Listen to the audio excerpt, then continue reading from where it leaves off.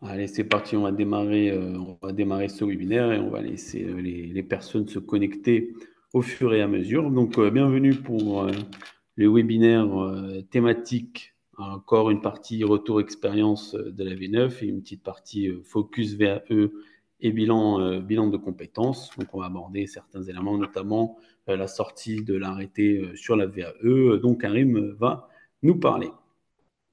Donc, pour commencer, on va se présenter. Comme vous connaissez, vous nous connaissez déjà un petit peu. Alors, Karim, qu'est-ce que tu peux nous dire de plus? Alors, bonjour à tous. Merci pour votre présence. Merci aussi à tous ceux qui ont participé pleinement au précédent webinaire et les retours de satisfaction que nous avons eus. Euh, alors, concrètement, j'ai 18 ans d'expérience dans le monde de la formation et puis beaucoup d'audits Calliope pendant maintenant bientôt 4 ans.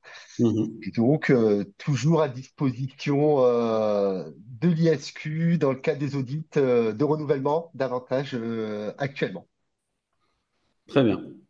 Et donc, moi, bah, pareil, 4 années d'expérience en tant qu'auditeur qualité, hein. Moi, je suis même aujourd'hui en audit chez un de nos certifiés, hein, qui m'a laissé un accès à sa salle pour pouvoir animer le webinaire, hein. Et également chargé de mission qualité à l'ISQ certification. Donc, c'est le maintien de notre accréditation pour attribuer les certificats COFRAC. Et donc, pareil, ça passe par, on a des audits, hein, des normes à respecter, un peu comme vous et le référentiel Calliope. Et donc, je m'occupe de ça en appui de la directrice qualité. Alors, un petit tour du sommaire avant de débuter. Comme on l'a dit, V9, encore un petit retour d'expérience de nos auditeurs ISQ. Voilà, maintenant, ça va faire 3 mois maintenant, hein, que la V9 elle est lancée. On a fait pas mal d'audits sur cette V9. Donc, maintenant, on commence un peu à savoir, V9 et V8 aussi, hein, on commence à savoir comment mieux aborder cette version. Donc, on va revenir sur quelques indicateurs. Et puis, il y aura, comme je vous l'ai dit, un focus sur le bilan de compétences et la VAE. OK. Euh, Juste un petit mot pour dire que Laure et lui sont bien évidemment participent au webinaire et répondront si possible durant le webinaire à certaines questions. Et au demeurant, on reviendra sur un temps de questions de fin de fin de webinaire. Hein. Est-ce on avance sur la cartographie donc des certifiés depuis un an. Donc on a manifestement une petite Donc, pour un voilà, hop, petit profil de super, partage, voilà, voilà. excusez-moi. On se demande où tu es en audit, hein, Raphaël, hein, hein. Bon, C'est ok, à Paris. super. Bon, bah alors, hein, pour le coup, très bien, super. Donc, la cartographie des certifiés, donc comparatif entre juin 2023 et juin 2024. On peut voir qu'on maintenant, on est à 130 000 NDA actifs, comparé à 121 000 l'année dernière sur la même période, juin 2023 à juin 2024, ce qui nous fait plus 9 000 NDA actifs sur la liste de la DGEFP. Et au niveau des prestataires, là, l'augmentation, elle est beaucoup plus petite. On est passé de, allez, en gros, 44 600 certifiés Calliope à 44 740, hein, donc un petit saut de 143 certifiés en plus. Mais voilà, ça représente toujours 36% des certifiés, hein. Ça fait un certain moment qu'on est autour de un tiers. Ça ne semble pas trop changer pour le moment. Un tiers des ND actifs sont certifiés Calliope, répartis Oui, essentiellement sur l'île de France et la région Aura. bon. En tout cas, on voit bien qu'il y a une forme de stagnation hein, sur Calliope. Sera peut-être intéressant parce que on nous sollicite beaucoup, Raphaël, sur peut-être le nombre, et ça on verra sur les prochains webinaires, le nombre de finalement de Calliope maintenus entre l'audit initial, l'audit de surveillance et ceux qui sont encore là entre l'audit de surveillance et l'audit de renouvellement. De toute façon, c'est des données que doivent transmettre l'ISQ hein, dorénavant. Donc, on Oui, verra peut-être parce que on a déjà eu beaucoup de questions sur sur ces indicateurs-là, voilà, qu'on transmet. Hein? Tout à fait, exactement. Voilà, pour l'instant, les renouvellements, ça fait aller 6 gros mois que ça a commencé, donc pour l'instant, on n'a Oui, pas encore assez de recul oui, pour savoir tout à quel fait. pourcentage à renouveler, mais petit à petit, on aura de plus en plus d'informations sur ce sujet, effectivement. OK. Alors, je te laisse continuer sur la V9, un retour d'expérience des Alors, auditeurs. très bien, très bien. Première Bon, question, doit-on diffuser le logo? juste, Oui, Raphaël, excuse-moi, juste, hein, encore une fois, je redonne le cadre hein, pour beaucoup de questions d'ordre légal, législatif, réglementaire, juridique, hein, de la place qu'est la nôtre en tant qu'organisme certificateur. On laisse bien évidemment les experts qui pourront répondre, mais on est identifié pour la vérification du contrôle de l'organisation. Encore une fois, la marque Calliope, c'est processus certifié. Donc, on a un œil plutôt dans la lecture du RNQ en tant qu'organisme certificateur, et c'est pour ça que on fait le lien avec le retour des auditeurs, mais pour tout ce qui est d'ordre du conseil et de l'apport d'informations concernant d'ordre juridique, on laisse le soin à d'autres d'y répondre. tout à fait. Nous, ce qu'on peut répondre, c'est est-ce qu'on doit diffuser le logo Calliope pour rendre accessible le certificat sur le site Internet? Alors, on a eu effectivement des retours d'auditeurs qui ont été confrontés au fait que beaucoup d'OF laissent le logo Calliope et se disent qu'en cliquant sur le logo, ça peut donner les informations. Que dit l'arrêté? Bien évidemment, c'est lorsqu'on a, comment dire, des locaux, on doit afficher le certificat dans un lieu euh, qui est accessible et que tout le monde peut voir. Donc, on affiche le certificat avec toutes les informations attendues et on Mhm. se doit sur le site Internet pouvoir consulter le certificat dans sa globalité. Donc, il faut effectivement, bien évidemment, afficher les logos, le certificat dans sa globalité pour avoir toutes les informations. Concernant la spécificité de structures qui n'ont pas, pour le coup, de site Internet et ou de locaux, on doit être en capacité de communiquer une copie à toute personne qui souhaiterait faire la demande. Donc, c'est un point important parce que l'auditeur, lui, va vérifier comment et quelles sont les dispositions que vous mettez pour rendre accessible à toute personne qui le demande Mhm. le logo, le certificat. Tout à fait, exactement. Puis j'insiste, comme tu as dit, la totalité du certificat, c'est notamment pour les organismes multisites où leur certificat peut être sur 2 voire 3 pages, même en fonction du nombre de sites. Eh bien, si vous avez un certificat à 3 pages, eh bien, il faut afficher les 3 pages sur le site internet et sur les locaux. Autre point de nos auditeurs, c'est l'indicateur 8. Concernant l'indicateur 8, nous n'avons pas formalisé de procédure de positionnement et d'évaluation des acquis pour notre formation de 3 jours. Est-ce que l'auditeur peut constater une non-conformité? Alors, c'est un indicateur qui amène beaucoup Mhm. de constats, d'interprétations. Et ça, je pense que depuis l'audit initial, ici, Depuis le début. l'indicateur 8, on parle de procédure. C'est un des deux indicateurs où on attend une procédure, mais très clairement dans l'exigence, c'est attendu. Donc, oui, l'auditeur, lui, il appréciera l'existence et la formalisation de la procédure. Donc, qui dit procédure, qui dit procédure dit formalisation. Et il peut constater bien évidemment une non-conformité s'il n'y a aucune procédure qui est fournie. Et ce qui est important, c'est l'apport de la procédure formalisée et également démontrer sa mise en œuvre.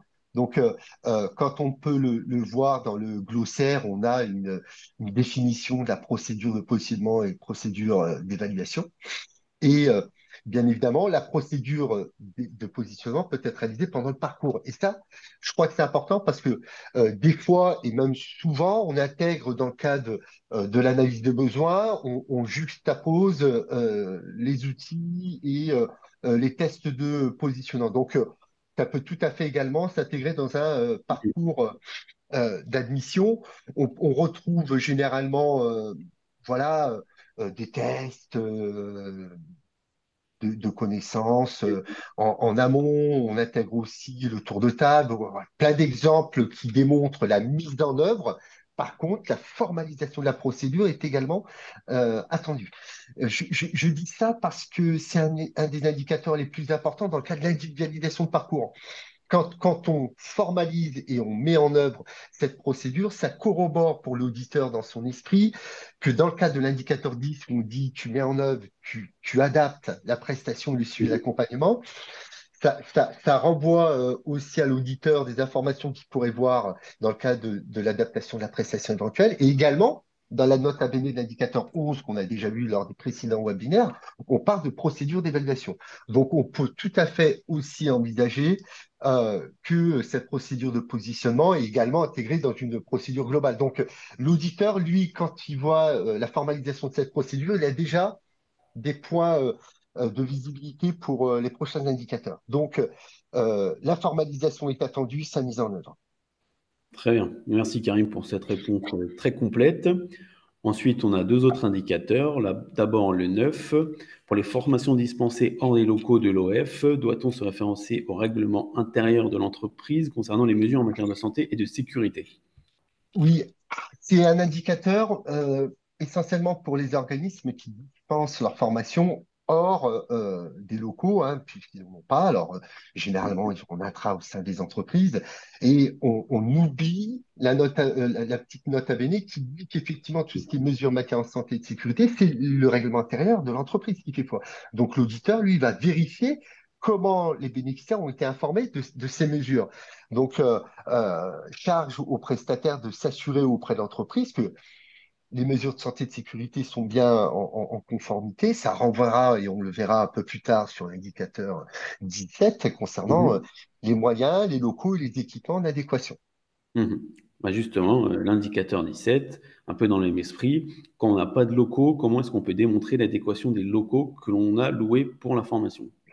Alors, c'est important parce que on doit informer, encore une fois, on parle sur cet indicateur 17 d'adéquation des locaux. Donc, les locaux, ça peut être les équipements, ça peut être Mhm. le lieu où on met en œuvre l'action de formation. Donc, l'auditeur, il va vérifier comment le prestataire s'est assuré de cette mise à disposition et en adéquation avec la prestation. Alors généralement, on a des choses intégrées aux conventions de location, des contrats de location, on a des photos, ça renvoie vers les sites aussi Internet des lieux où on est en formation. On n'oublie pas, et ça c'est quand même extrêmement aussi attendu, que lorsqu'on s'assure d'eux, ça renvoie également à la dimension réglementaire, hein, de la possibilité d'accueillir des personnes dans une salle de formation. Donc, Mhm. tout l'aspect juridique, les ERP, ainsi de suite, ainsi de suite. Donc, l'auditeur, lui, va vérifier comment vous vous êtes assuré d'eux. Et ça, c'est le point le plus important. Exact, très bien. Merci Karim. Un autre indicateur qui pose un peu des questions, l'indicateur 19, c'est pour les formations dispensées à distance. Si nous n'utilisons pas de plateforme LMS, pouvons-nous avoir une non-conformité? Alors, c'est souvent, on dirait, j'ai pas de plateforme, comment je peux montrer qu'effectivement, je mets en place l'existence d'une assistance technique et pédagogique, le bénéficiaire est informé sur les activités pédagogiques et que des évaluations jalonnent. La priorité, c'est de démontrer à l'auditeur comment vous respectez. On n'est pas obligé d'avoir une plateforme, on peut avoir d'autres outils collaboratifs, comme nous, là, actuellement, on utilise Zoom. Donc, on doit démontrer à travers, bien évidemment, ce cheminement, comment le prestataire s'est assuré de cette assistance technique, hein, et pédagogique, et donc charge à lui de démontrer qu'il a, en tout cas, pris en exergue et mis en œuvre le respect de cet article-là. Donc, encore une fois, le prestataire doit démontrer et ça, l'auditeur le vérifiera. Donc, on n'est pas obligé d'avoir une plateforme, on peut avoir d'autres outils et on peut Mhm. démontrer également ces 3 points de l'article. Exactement. Un autre point qui est revenu, qui concerne l'indicateur 22, c'est est-ce qu'un webinaire peut répondre à l'attendu de l'indicateur 22? Alors, encore une fois, on l'avait déjà abordé, hein, cette notion de webinaire, l'auditeur, lui, l'appréciera. euh, que ce webinaire s'intègre bien dans une démarche de formation, de professionnalisation. On a beaucoup abordé cette partie-là, où les 3 points, c'est de mobiliser les différents leviers, des formations continues, formations de professionnalisation, et ça pour tout le personnel. Et ça renvoie, bien évidemment, à cette démarche de montée en compétence au regard d'un webinaire. Si on fait si on démontre qu'on a participé à un webinaire qui est thématique, professionnalisant, il y aura pas trop de soucis. Par contre, si c'est un webinaire pour du one shot et que c'est uniquement de la diffusion d'informations, ça renvoie plutôt à la veille attendue, aux autres Mhm. indicateurs de veille. Là, c'est vraiment les webinaires qui permettent de monter en compétences. Un peu comme on fait au sein de l'ISQ, je pense, au sein de nos webinaires. Exactement, très bien, merci Karim. Et un dernier point, l'indicateur 28, nous proposons des stages en entreprise de 280 heures. Sommes-nous concernés par cet indicateur? Alors, on a souvent, dans le cadre des échantillonnages, l'auditeur, lui, il échantillonne et il prend souvent des actions de formation qu'on retrouve assez régulièrement dans des plans régionaux de formation. Et on a des stages en plus soit imposés par le certificateur ou soit des stages qui permettent plutôt des montées en compétences. Donc la réponse, elle est bien évidemment dans la note ABN et l'auditeur va vérifier que les objectifs professionnels soient bien intégrés durant cette période. Soit au regard, bien évidemment, d'une montée en compétences par rapport au référentiel de compétences attendu sur un diplôme, ou Mhm. soit sur ses obligations de certification. Donc oui, 280 heures en entreprise inclut forcément beaucoup de temps au sein d'une structure qui va permettre une montée en compétences et d'atteindre des objectifs professionnels. Par contre, on a également des immersions en entreprise où là, c'est 35 heures, 70 heures. Bien évidemment, l'échantillonnage ne sera pas intégré dans cet indicateur 28. C'est pour ça que l'auditeur, lui, fera le jour J, lors de son Mhm. échantillonnage, il intégrera cet indicateur au regard de la durée des stages en entreprise. Tout à fait, très bien. Merci Karim pour ce petit retour V9 sur certains indicateurs qui ont pu poser question soit à nos auditeurs, soit à nos auditeurs, hein. On a pris un peu tout le monde. Maintenant, on va faire un focus cadre réglementaire, bilan de compétences et VAE pour débuter. Alors, tu vas nous rappeler, Karim, la réglementation VAE suite à la réforme qui est sortie en fin d'année 2023. Alors, cette fameuse réforme, en sachant que sur une heure, c'est très compliqué C'est de vrai. faire le bilan de compétences et la VAE, on va essayer de vraiment faire des focus et prendre les indicateurs les uns derrière les autres parce que la réglementation actuellement, là, sur la VAE, au regard de la réforme qui est plutôt progressivement mise en œuvre, même si maintenant il y a des choses qui sont attendues avec cette plateforme, hein, le France VAE, au regard de l'arrêté du 27 décembre 2023. On a depuis maintenant des nouvelles dispositions au regard des parcours avec l'utilisation du Mhm, mhm, portail depuis le 1er janvier et puis progressivement une mise en application, d'autant plus que au demeurant alors, le jour de l'audit, on se retrouve souvent dans la situation où on a encore des échantillonnages qui s'effectuent sur 2023. Donc là, on reste sur les procédures classiques et dispositions qui sont attendues comme nous le faisions depuis l'audit initial. Et bien mhm, évidemment, l'auditeur, lui, prend en compte cette réforme où le portail France VAE a pris une place assez importante dans le processus, même si, et c'est ce que je dirais plutôt, j'anticipe ma conclusion. On voit que la V9 n'a pas pris en compte encore toutes ces modalités et ces changements mhm. de France VAE. Donc, je pense que on verra pour plus tard. Mais pour l'instant, nous, on s'adosse à ce qui se passe lorsqu'on audite avec la prise en compte soit des versions antérieures ou soit la prise en compte également de cette réforme. Avec quelques informations que j'ai données, ce que je te propose, c'est que, étant donné qu'on envoie, bien évidemment, à disposition PowerPoint, c'est des informations qui sont déjà, et vu le nombre d'experts qu'on a dans le champ de VAE et bilan de compétences, ces informations réglementaires, ils les connaissent. Même s'il y a une inscription sur le portail VAE maintenant, c'est une demande par an sur la même certification, Mhm, mhm. avec la possibilité, mais ça on le savait déjà, de valider un ou des blocs de compétences.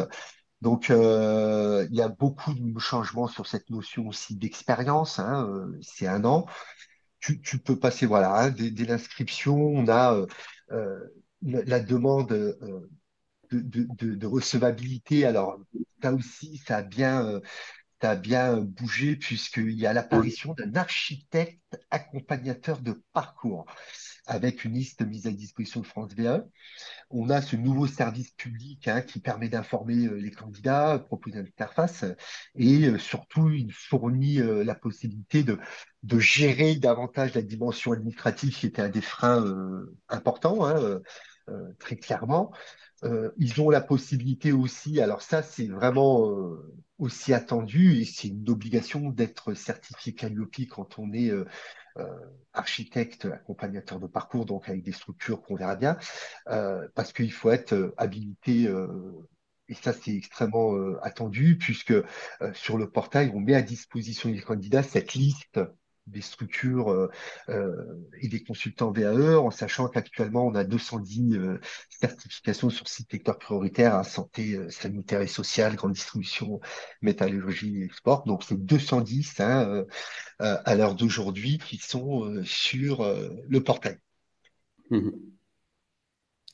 Alors oui, comme je le disais, on a trois typologies d'architectes. On a les généralistes, ceux qui sont plutôt sur des filières d'experts et spécialistes au regard de certaines certifications, et puis on a les experts de branche.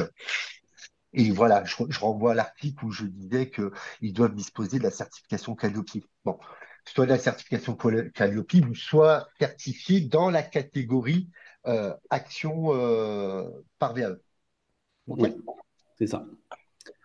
Ensuite, un petit cadre légal sur le bilan de compétences également. Alors, lui, il n'y a pas eu de réforme. Non, Ouf, entre guillemets, pour nous, organismes certificateurs et surtout pour les auditeurs. Bon, c'est bien très cadré réglementairement, puisqu'il y a un article qui distingue trois étapes, la phase préliminaire, la phase où là, c'est l'analyse du besoin, la phase d'investigation, on élabore le projet, un pro, et puis la phase de conclusion. Il y a des articles très précis. Alors, tous ces articles de loi, on les a mis en fin de notre support PowerPoint, donc vous pourrez oui, aller les regarder à l'issue de notre webinaire. Donc, il y a un caractère totalement obligatoire, il y a un respect de l'anonymat. Alors, c'est important parce que souvent en audit, l'auditeur il est confronté à cette problématique de l'anonymat, bien évidemment. Donc, on verra comment on procède lors des audits. exact. Généralement, on donne le prénom, voilà, au moins de la personne, qu'elle soit pas non plus un fantôme. Mais effectivement, il y a ce côté totalement le respect de l'anonymat avec les informations confidentielles. Mais ça, je pense que les experts du bilan de compétences ont l'habitude de cette partie-là. Et surtout, on a la possibilité de faire des phases collectives pendant la phase d'investigation, même si qu'un accompagnement individuel, il y a des choses qui peuvent se faire collectivement. Et on a cette obligation d'une remise obligatoire, d'une synthèse détaillée lors de la phase de conclusion. C'est la propriété du bénéficiaire. Et on peut également le solliciter avec son accord pour pouvoir communiquer cette synthèse et puis le bilan de compétences n'excède pas 24 heures. Exact. Et un petit rappel également sur l'alternance dans le RNQ, les 14 missions notamment des CF1. Ouais, alors on a voulu faire un petit laïus là-dessus parce que au regard précédemment, ça revient régulièrement. On a voulu intégrer cette partie-là euh, en off pour pouvoir faire des rappels sur cette dimension-là. Exact. Hop. Et donc ici, on retrouve chaque mission liée à des indicateurs où ils pourront être retrouvés. Ok, très bien. Ensuite, le bilan de compétences est VAE par indicateur. Donc là, on va rentrer plus dans le détail pour chaque indicateur. Donc au début, indicateur 1, si je fais de la VAE ou du bilan de compétences, est-ce qu'il y a des choses que je dois faire en plus? Alors, à chaque fois, je vais essayer de faire des va-et-vient. J'ai intégré aussi la réforme. Alors, l'indicateur 1, on n'oublie pas, encore une fois, dans la démarche de l'approche qui est mise en œuvre lorsqu'on conduit des audits, on a l'exigence, on a le niveau attendu, l'obligation spécifique, la nota bene, le glossaire. Parce que c'est important, parce que souvent, lors des audits sur le bilan de compétences CBAE, tout le monde se concentre uniquement sur les obligations spécifiques et on oublie qu'il y a des indicateurs communs. Donc l'indicateur 1, je ne reviens pas dessus, tout le monde le connaît bien évidemment sur l'obligation d'avoir tous les items diffusés et donc la Mm. VAE et le bilan de compétences sont concernés, en sachant il y a cette obligation spécifique pour le bilan de compétences que les prérequis n'ont pas été mentionnés, et après, toute la partie liée à la VAE. Et c'est là que peut intervenir l'impact de la réforme concernant la VAE, c'est qu'effectivement, on va vérifier que la diffusion d'informations claires sur les modalités, les nouvelles modalités de la VAE et la simplification et la digitalisation des démarches sont bien diffusés dorénavant, en plus de tous ces items, aux bénéficiaires. Donc, cette partie-là, elle est également intégrée dans l'indicateur 1. Au- en- on est bien d'accord que les obligations spécifiques, je ne reviens pas sur les contraintes de la démarche, hein, mais c'est en lien avec cette nouvelle réforme depuis le 1er janvier. Tout à fait, exactement. Ensuite, également indicateur 2, est-ce qu'un prestataire qui fait du bilan de compétences ou de la VAE, il doit diffuser des indicateurs de résultats spécifiques? On a pratiquement dans la question la réponse parce qu'on dit diffuser d'indicateur de résultats.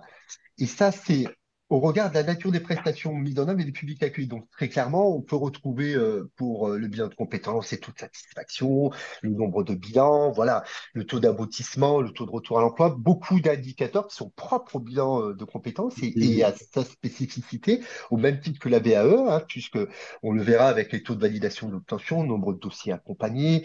Ça peut être également les délais de traitement des dossiers, la qualité de l'accompagnement. Et je fais une petite parenthèse, je trouve que quand on fait beaucoup de bilans de compétences et de VAE, on a beaucoup de témoignages de la qualité de l'accompagnement, des ressources pédagogiques, des supports, et ainsi de suite.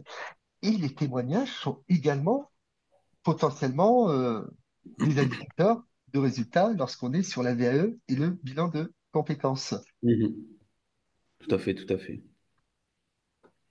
Un autre indicateur ensuite vient l'indicateur 3. Quels sont les indicateurs de résultats obligatoires à diffuser pour la VAE? Alors, on voit bien que la VAE est intégrée dans cet indicateur spécifique. Mm. Et donc, on doit répondre au niveau attendu, à la nota bene, au regard, bien évidemment. Donc, on dit on doit informer. Donc, les items sont attendus, mais surtout pour la VAE, c'est au regard de la certification pour lequel le bénéficiaire a souhaité un accompagnement. Donc, ces informations attendues que sont le taux d'obtention, les possibilités de valider en des blocs de compétences, sont attendues, encore une fois, et on doit informer le bénéficiaire de tous ces items. Donc, oui, les résultats sont attendus dans le cadre de la VAE en parallèle de la certification pour laquelle on accompagne le bénéficiaire. Très bien, merci Karim. Ensuite, indicateur 4, hein, on les passe quasiment un par un. Indicateur 4, on Oui, cherche à savoir est-ce que le bilan de compétences et VAE, il y a une particularité dans l'analyse du besoin. alors encore une fois, hein, on a le niveau attendu qui dit comment le bénéficiaire on démontre son analyse en fonction de la finalité. On a l'obligation spécifique, bien évidemment, des personnes en situation de handicap qu'on peut retrouver et on a souvent ces situations dans le cadre des bilans de compétences et de la VAE. Et puis, on a l'obligation spécifique du bilan de compétences. Je dis deux choses. On renvoie vers la phase préliminaire de toute façon du bilan de compétences avec tous ces questionnaires d'analyse, d'échanges qu'on peut avoir sur la faisabilité du projet. Pardon. Et on a également, dans le cadre de la réforme, hein, c'est le dossier de faisabilité hein, qu'on Mhm. construit avec l'architecte. Et donc, pour la VAE, on est plutôt dans la co-construction du parcours. Donc, ça renvoie ces deux phases-là concernant cet indicateur, en sachant que des fois, et c'est le cas ici, on regarde la nota bene, qu'on doit prendre en compte dans la conception de l'exécution quand on n'est pas responsable de l'analyse des besoins. Exactement. OK? Ensuite, on a l'indicateur 5, la définition des objectifs opérationnels et évaluables de la prestation. Et là, encore une fois, est-ce que si je fais du bilan de compétences ou de la VAE, j'ai des obligations spécifiques en plus? Alors, on a bien évidemment ces obligations spécifiques, mais qui sont au regard plutôt des outils concernant le bilan de compétences. Donc, on est encore une fois, la phase de on est entre la phase préliminaire et la phase d'investigation, et en même temps, on doit déterminer le format le plus adapté pour le bilan de compétences, très clairement, et définir conjointement comment les modalités de ce bilan seront mis en œuvre. Donc, on n'oublie pas de définir les objectifs opérationnels évaluables, bien évidemment, hein, de la Mhm. prestation. Alors, des fois, on va de suite sur les obligations spécifiques, mais très clairement, l'auditeur, il verra, hein, il vérifiera que les objectifs spécifiques et évaluables ont bien été définis pour les deux catégories d'actions.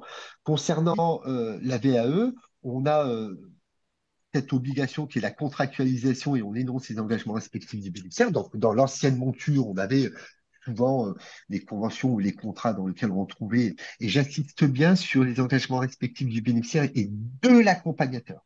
On a souvent la situation que l'OF nous donne les engagements respectifs du bénéficiaire d'un côté et de l'autre uniquement les engagements en tant que OF. Et ici, c'est en tant que accompagnateur. Et on se retrouve Mhm. dans des situations où la prestation est également sous-traitée à un prestataire externe, d'où l'importance de mettre en avant les engagements de l'accompagnateur.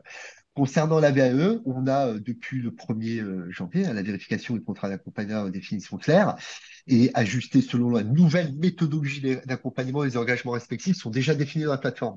Donc ça, c'est un temps où l'auditeur vérifiera que les informations sont bien et la définition des objectifs sont bien clairement identifiées sur la plateforme. Tout à fait, exactement. Ensuite, on a l'indicateur 6 qui concerne les contenus et les modalités de mise en œuvre de la prestation. Et là encore, est-ce qu'en termes de bilan de compétences et de VAE, j'ai des choses à faire en plus particulièrement? On est au cœur de l'action, à mon sens, de formation et d'accompagnement. Ici, on doit établir les contenus. Bien évidemment, les contenus pour la VAE vont être en corrélation avec les objectifs de la formation certifiante Mhm. pour lequel on accompagne.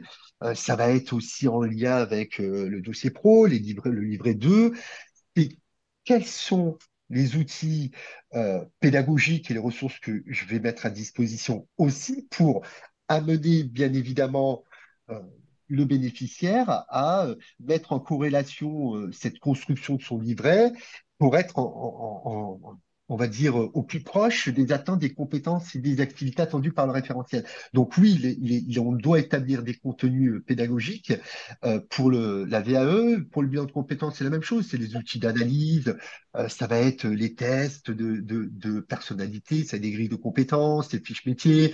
Voilà, c'est tout ce qui va permettre de construire notre ingénierie pour que lorsque le bénéficiaire vienne en formation ou dans la phase d'accompagnement, on est en capacité de lui proposer plein d'outils. Concernant les modalités de mise en œuvre, souvent, puisqu'on est en distanciel, on a la synchrone qui est plutôt mise en œuvre en termes de modalités. Donc, il faut également démontrer que c'est en corrélation avec les objectifs de la prestation.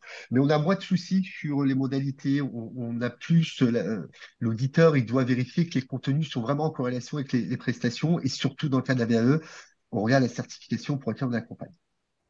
Exact. Après, on va aller sur l'indicateur 9, donc c'est l'information des publics bénéficiaires des conditions de déroulement de la prestation. Est-ce que là encore, on a des objectifs spécifiques pour le BC ou la VAE? Alors, pour le BC, on en a. Je reviens là-dessus parce qu'on rentre maintenant dans le critère 3 de la mise en œuvre, hein, Mhm. de l'accompagnement, et on retrouve cette notion d'information. Donc, les modalités d'accueil et conditions de déroulement doivent être formalisées et diffusées, en sachant que l'obligation, c'est que le prestataire, pardon, concernant le bilan de compétences, c'est que le prestataire a formé les engagements déontologiques. Bon, ça, on en a parlé tout à l'heure dans le cadre légal.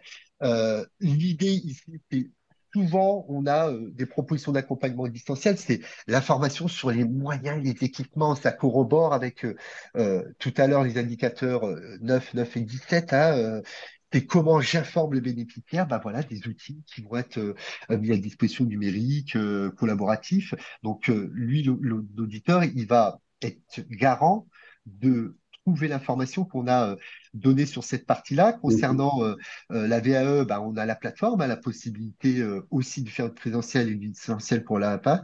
Donc là, il va être très clairement attendu qu'on aura informé sur ces modalités. Donc, si c'est le distanciel, je reviens pas sur les moyens pour lesquels on doit Oui. s'assurer que le bénéficiaire, il a les équipements nécessaires pour mettre en œuvre donc une connexion, un wifi, ainsi de suite, pour mettre en œuvre l'accompagnement. Mhm. Concernant juste l'obligation spécifique là sur le bilan de compétences, là pour le coup l'auditeur va vérifier que cette information a bien été transmise aux bénéficiaires. Exactement, c'est réglementaire.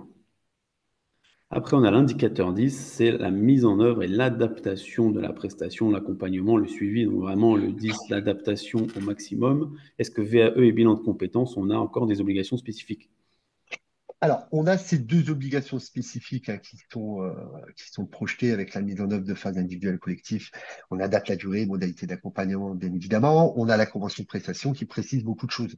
Cependant, avant de rentrer sur les obligations spécifiques, s'il y a bien un indicateur où on est sur la mise en œuvre et l'adaptation, l'accompagnement et le suivi, c'est sur les prestations de bilan de compétences et de VAE. Donc, c'est important que cette phase pour le bilan de compétences, au-delà de la convention qui doit préciser, on est sur la phase, pour le coup, d'investigation, là où on doit définir le projet, on doit construire le projet, on élabore des alternatives. Et c'est Mhm. important de travailler autour aussi des compétences individuelles, personnelles, professionnelles. Donc, on est vraiment là sur les temps d'accompagnement et les jeux de va-et-vient entre le prestataire et le bénéficiaire. Concernant la VAE, on est bien évidemment dans la construction du livret 2. Alors, on a cette partie depuis le 1er janvier, la traçabilité du parcours, c'est sur la plateforme où on voit aussi le dossier de faisabilité. Donc, c'est sur la plateforme qu'on peut démontrer, mais au-delà de la plateforme, on peut démontrer également qu'on a des temps de va-et-vient par mail, comme on l'a vu tout à l'heure, ça compte. Donc, ça peut être du mail, des échanges aussi formalisés, des attendus. C'est vraiment la planification des rendez-vous, c'est le temps d'échange, toute cette individualisation entre l'accompagnateur et le bénéficiaire qu'il faut démontrer durant cet indicateur. Et en corrélation, encore une fois, avec l'individualisation de parcours attendu. Mhm. Tout à fait. Après, on a l'indicateur 11, c'est l'évaluation de l'atteinte des objectifs par les bénéficiaires. Est-ce que là encore, au niveau de la VAE et du bilan de compétences, on a des choses à faire en plus? Alors, c'est un des indicateurs les plus compliqués parce que le prestataire pense qu'il n'y a pas de processus d'évaluation à mettre en œuvre dans le cadre d'un accompagnement, que ce soit en bilan de compétences et la VAE, en sachant que c'est quand même un indicateur obligatoire. Donc, on doit démontrer qu'un processus d'évaluation existe et formalisé et mis en œuvre. Il permet d'apprécier l'atteinte des objectifs. Euh, et qu'est-ce que dit, par exemple, sur la VAE? On voit que le dossier de suivi candidat permettant d'apprécier la progression. J'insiste beaucoup sur cette dimension-là, la progression au regard des objectifs. Donc, la nota bene, elle renvoie sur la formalisation du processus, où là, on attend la procédure qui doit être définie et matérialisée par des outils. Donc, et, euh, toutes les structures qui font de la VAE et des bilans de compétences sont concernées par l'exigence, par le niveau attendu et par la nota bene. Ça, je tiens Mhm. vraiment à remettre le cadre dedans, en sachant que l'auditeur, lui, va vérifier, par exemple, sur la VAE, que les outils d'évaluation mis en œuvre permettent d'apprécier la progression au regard des objectifs de la certification visée. On est formé quand on est accompagnateur BAE au référentiel métier, on le verra un peu plus tard, mais au référentiel métier et au référentiel de certification. Donc là, on est sur les outils qu'on met à disposition pour amener le candidat au plus près des attentes du référentiel de certification. Donc là, il y a des outils qu'on peut tout à fait démontrer durant ce laps de temps, et au même titre que le bilan de compétences, on est sur les différents tests. Souvent, on me dit, bah, dans le cas de l'indicateur cible, bah, tiens, j'ai des tests de personnalité, tests de compétences, j'ai des auto-évaluations, je m'en passe. Et donc, on est bien dans le processus également d'évaluation attendu. En sachant que ici, sur la VAE, bon, c'est le dossier de validation qui est en lien avec la certification visée, et qu'on doit démontrer ce processus adéquat, donc je ne reviens pas là-dessus. Et puis là, on est sur les outils lors de la phase de conclusion qu'on peut aussi apporter concernant le bilan de compétences. Donc, c'est un indicateur pour lequel tous les OF, BC, VAE sont attendus. Exactement. Ensuite, on a l'indicateur 12 qui nous dit le prestataire il doit décrire et mettre en œuvre des mesures pour favoriser l'engagement des bénéficiaires et prévenir les ruptures de parcours. Qu'est-ce que ça veut dire en BC et en VAE? Alors, là, très clairement, s'il y a bien un indicateur qui est plutôt favorable, entre guillemets, hein, bien évidemment, au bilan de Mhm. compétences et à la VAE, puisqu'on est dans le cadre d'une individualisation de parcours, on va parler même d'indicateur de sécurisation de parcours, hein. Cet indicateur, je dis souvent que c'est plutôt un indicateur qui permet de sécuriser le parcours, puisque tu mets en place des mesures qui doivent être matérialisées par des outils et démontrables pour favoriser l'engagement. Donc là, c'est des mesures qui vont être de l'ordre de l'individualisation de parcours, les outils pédagogiques, voilà, l'expertise, le suivi qu'on met en place et les ressources pédagogiques qu'on met en place qui vont favoriser un engagement. Et puis, pour la prévention de rupture de parcours, on est plutôt davantage sur les entretiens individuels réguliers qui permettent aussi de prévenir la rupture. Parce que là, tous les experts qui nous écoutent savent que c'est bien un temps où on va jauger la motivation, l'implication, les coups de moins bien, les freins, les obstacles. Donc, on a ces entretiens individuels, on a ces suivis téléphoniques, on a aussi le suivi des rendus. Lorsqu'on détermine une date de suivi de rendu et qu'on voit que la personne ne les a pas donné, bah oui, là, il y a peut-être des temps. Et donc, on attend que ces mesures soient bien démontrables et matérialisées par des outils.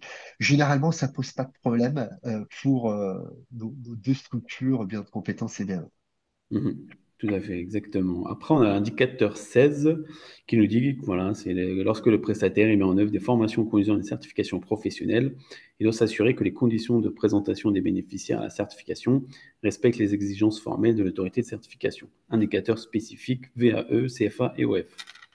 Alors, en sachant qu'on est sur uniquement la VAE, où là, on doit démontrer que vous avez bien démontré, donc l'auditeur va faire une vérification que vous avez fait bien la demande auprès de certificateur et conditions de présentation de certification.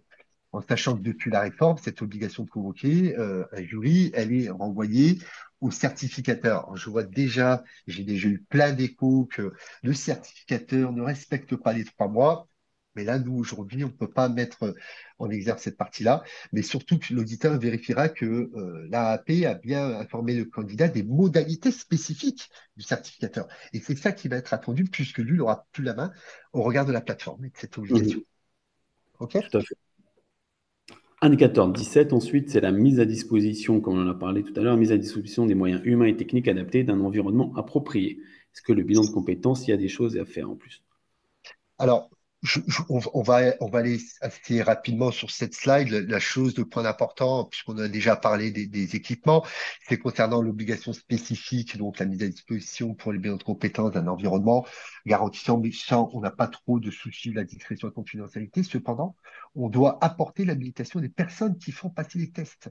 Et ça, c'est important de le préciser. Donc, Mhm. l'auditeur va faire cette vérification de l'habilitation des personnes qui vont passer les tests de personnalité parce qu'il y a un cadre quand même très attendu là-dessus. Tout à fait, exactement. Après, on a l'indicateur 18 qui nous dit le prestataire mobilise et coordonne les différents intervenants internes et ou externes, pédagogiques, administratifs, logistiques, commerciaux, vous connaissez. Comment on fait en VAE et en BC pour accomplir cet indicateur? Alors, on a cette obligation spécifique, hein, bon, ça, c'est simple de vérifier que les intervenants externes ne sont pas certificateurs et financeurs. Généralement, on est davantage sur les temps de coordination entre peut-être le donneur d'ordre, la structure et les intervenants, mais c'est un indicateur classique. On va retrouver Mhm. des temps d'échange, des réunions. Bon, et j'en passe, la gestion administrative, le suivi financier. Bon, toute cette partie-là est très centralisée. Généralement, on ne retrouve pas de soucis sur cet indicateur. J'étais juste pour l'obligation spécifique vers eux. Exact. Ensuite, on a l'indicateur 19, la mise à disposition des ressources pédagogiques et l'appropriation de ces ressources par les bénéficiaires. Bon, pareil, hein, puisque de plus en plus, et c'est encore depuis la plateforme, depuis la réforme sur la plateforme BAE, où on a la possibilité d'avoir du distanciel sur toute la France, hein, puisqu'on peut choisir les personnes sur toute la France qui vont nous accompagner. Là, c'est surtout l'obligation concernant la formation à distance, mais ça, on l'a vu précédemment. On regarde l'assistance technique et pédagogique, ainsi de suite, ainsi de suite. Donc, il faudra, et ça, l'auditeur fera une vérification que, bien évidemment, vous respectez bien ces obligations spécifiques pour le distanciel. Tout à fait. Ensuite, indicateur 21, le prestataire détermine, mobilise et évalue les compétences des différents intervenants. Est-ce que là aussi, pour la VAE ou pour le bilan de compétences, il y a des spécificités à appliquer? Je ne reviens pas sur le niveau attendu, on en a déjà abordé hein, sur ces Mhm. 300 de définir les compétences et de démontrer qu'elles sont adaptées, surtout que la maîtrise des vérifications. Bon, cette partie-là, je n'y passerai pas trop de temps, c'est surtout sur obligations spécifiques hein, concernant la VAE. Les accompagnateurs sont formés à l'analyse des référentiels métiers et certifications dont ils ont la charge et à la méthodologie d'accompagnement. Alors, pendant longtemps, l'auditeur prenait acte, bien évidemment, de la formation et des attestations qu'on pouvait apporter pour la méthodologie d'accompagnement, en sachant que on a aussi cet attendu lié à la formation à l'analyse des référentiels métiers et certification. Donc, on va vérifier en tant qu'auditeur que les accompagnateurs sont bien formés à l'analyse des référentiels métiers et certifications dont ils ont la charge. Et on voit bien que dans la plateforme, où là, l'AAP n'est plus spécialisée dans un métier, mais il doit répondre à l'ensemble des demandes qu'il a fait sur les filières certification sur lesquelles il s'est positionné. Donc, également, on retrouvera cet attendu lié à la démonstration que les accompagnateurs sont bien formés et à l'analyse des référentiels métiers de certification, en plus de la méthode d'accompagnement. Donc, on prendra un temps en tant qu'auditeur sur cette partie-là.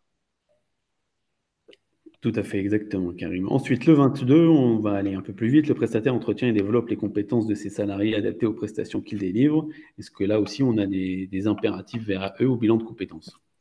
Alors, il y a une petite coquille sur le slide hein, concernant les CFA. Bon, peu importe, mais effectivement, le niveau attendu ici, c'est pour les structures qui ont des salariés.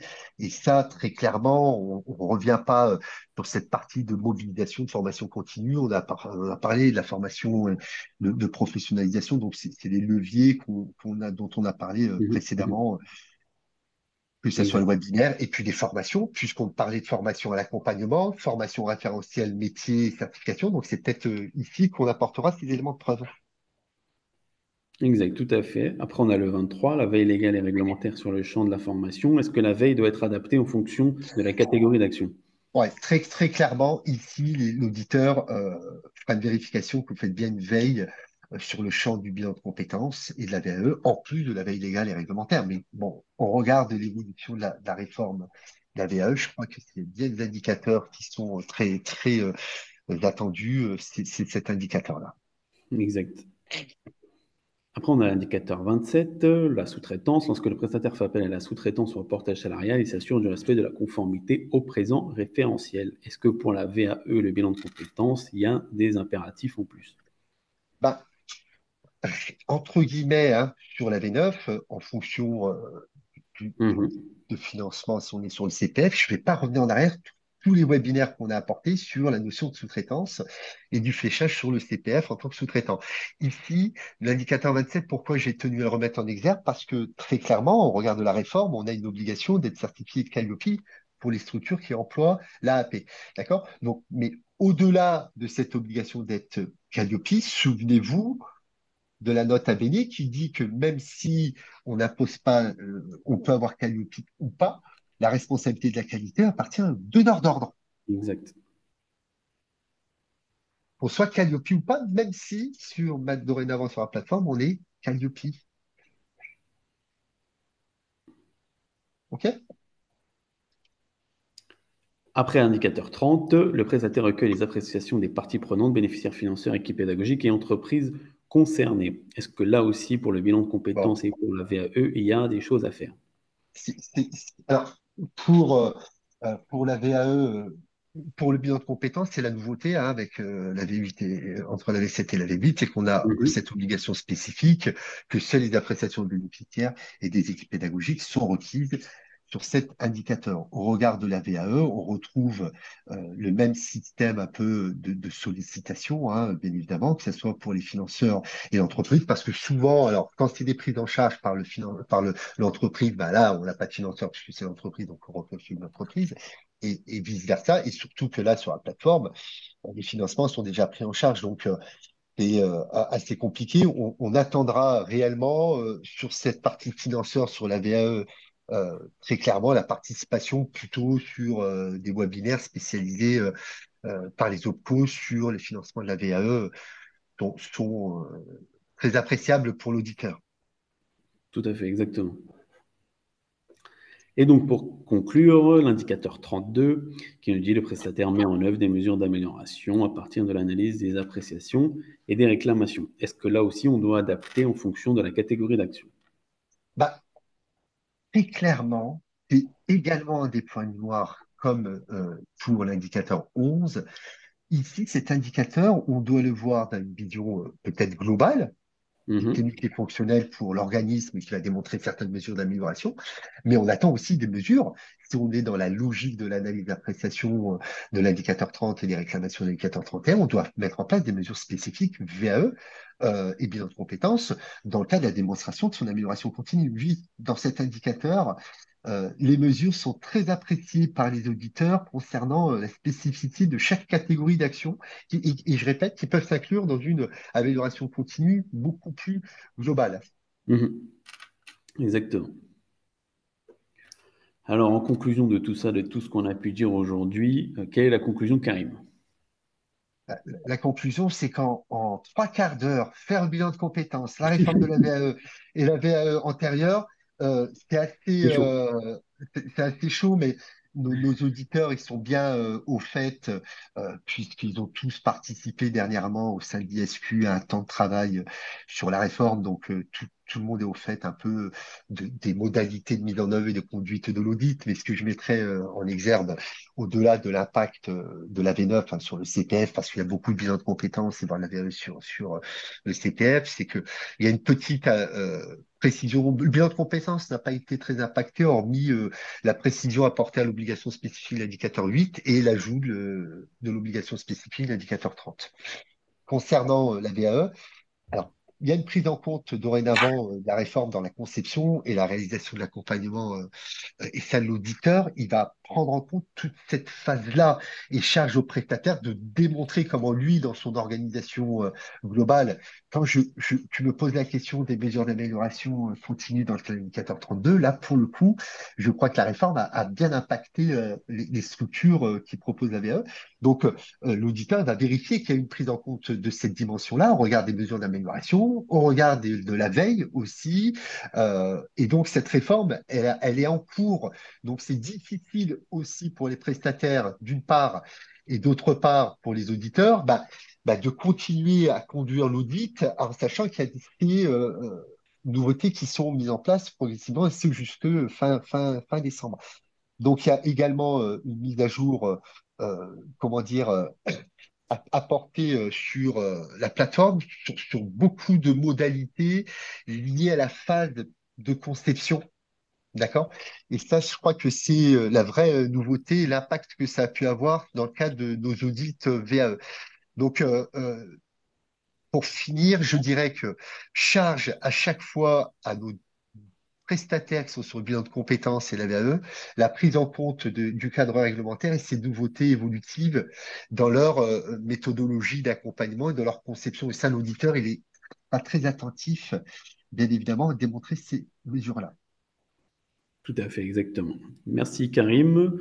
Pour le prochain webinaire, il y aura une petite trêve estivale, hein, en juillet et août. Il n'y aura pas de webinaire. Notre prochain rendez-vous, c'est septembre 2024. La date est encore à définir, mais en tout cas, on a le thème et ça va concerner, ça ne concernera pas tout le monde, mais ça va concerner les multisites et la fonction centrale. Hein, quel est le rôle de la fonction centrale? Comment elle implique les sites? Donc voilà, c'est les choses qu'on parlera lors de notre prochain webinaire. Ensuite, maintenant, on va avoir un temps, comme vous avez l'habitude, un petit temps de questions-réponses, hein, comme a dit Karim, hein, au niveau du temps, c'était quand même assez serré de faire un truc plutôt complet et explicatif. Donc, on aura un petit temps de questions-réponses de Louis et Laure. Ça tombe bien parce qu'il n'y a pas beaucoup de questions. Vous avez été super complet, bravo. Une question pour toi, Raphaël, concernant l'enchaînement des certificats. Que se passe-t-il si le certificat de renouvellement ne s'enchaîne pas avec le certificat initial de plusieurs jours, voire de plusieurs semaines? C'est-à-dire ne s'enchaînent pas normalement, ils sont censés s'enchaîner. Le certificat du renouvellement débute à J plus Je 1. pense, je pense que la question est de si des non-conformités sont pas levées au moment de l'échéance du certificat, qu'est-ce qui se passe? Ah Je ouais. pense que la question est posée dans ce sens-là. Ah oui. D'accord. Ok. Bah, ça sera des jours, on va dire, entre guillemets, perdus, parce que le certificat de renouvellement commencera, quoi qu'il arrive, à J+1 de l'ancien. Donc, si vous n'êtes pas en mesure de lever les conformités avant la fin du avant la fin de la date d'échéance du certificat, ben, sur ce laps de temps-là, vous n'apparaîtrez plus dans la liste de diffusion de la DGEFP. Et une fois que nous, on aura reçu les éléments de preuve, on pourra, entre guillemets, réactiver votre certification, mais elle ne commencera pas du jour où elle a été activée, mais commencera bien de J+1 de la fin du certificat d'avant. Merci. Une autre question concernant la VAE. Dans quelle mesure sommes-nous concernés par l'information sur France VAE lorsque nos certifications n'y sont pas encore intégrées?